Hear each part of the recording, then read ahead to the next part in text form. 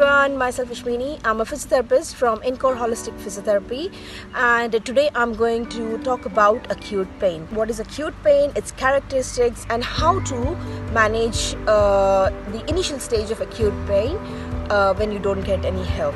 So before I go ahead, I would advise you to please make sure you always see your healthcare professional or a physiotherapist to make sure the actions taken for your condition are right for you. So what is acute pain? Acute pain is the initial stage of any kind of damage caused to a soft tissue or any organ, or maybe any ligaments or joints due to any kind of fall, any injury, or it could be a sudden movement as well, which commonly happens with the clients who comes to see a physio, for example a lower back pain. So what happens basically in this stage? So as soon as you get the injury, the local area, it actually starts producing some neurobiochemical, which is neurotransmitters, which sensitizes your nervous system to understand the location of the injury. So and that is followed by an inflammatory response. Inflammatory response means your nervous system is trying to find out the area to send the healing agents to that area to allow that area to get rest and allow the healing to happen, which is a primary stage of the body, which is a immediate response of your nervous system to protect that area. So in order to protect that area, what does your nervous system do? So there are 5 things which happens when a particular area is injured, and this is how you can understand that your pain is an acute pain and you need to make sure you're taking the right precautions. So what are its characteristics? So as soon as the injury has happened, you'll feel that local areas sensations have changed, which means you'll start feeling the pain in that local area.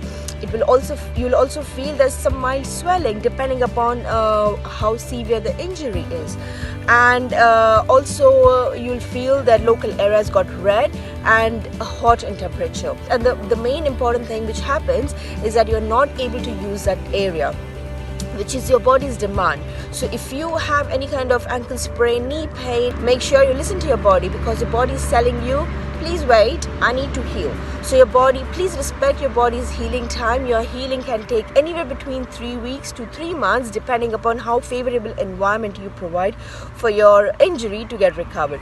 If you're not providing a good environment, it will actually extend up to 6 months, which means that in acute injury can convert into a chronic injury, and which means that it will affect you on and off. So in order to make sure that your acute injury doesn't impact you in a long run, so there are 5 important tips which you can help you to manage and centralize the pain to the local area of injury and not allow it to spread. So the foremost and most important thing you do is immediately put ice. If you have an opportunity to get some ice, that would be really, really good. So ice basically stops the inflammation of the area from spreading around in the surrounding tissues.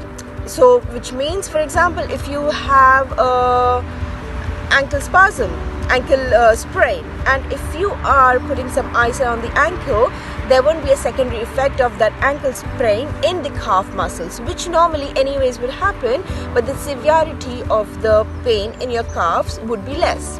Another second tip is to make sure, please unload that joint which is next to the injury. So if it's an ankle, please make sure you do not put any weight on ankle. But anyways, you won't be able to do that because your body would demand not to do that function, and most of the times it is because of the swelling and the intensity of the pain.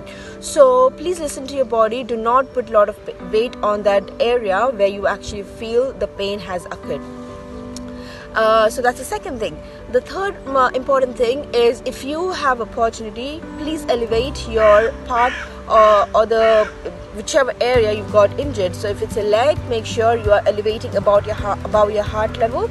Even if it's your hand, try and take rest, lie down on your back, and keep your arm elevated.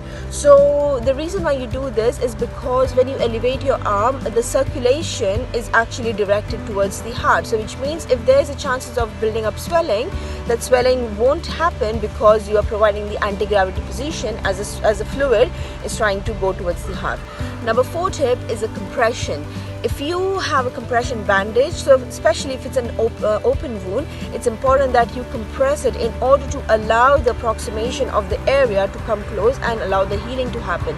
So even if you are not having any ankle sprain, if you have ankle sprain, it's a closed wound, even then it is advisable to have a compression. It will reduce the chances of the swelling. And the 5th and the foremost important thing is please avoid using that area.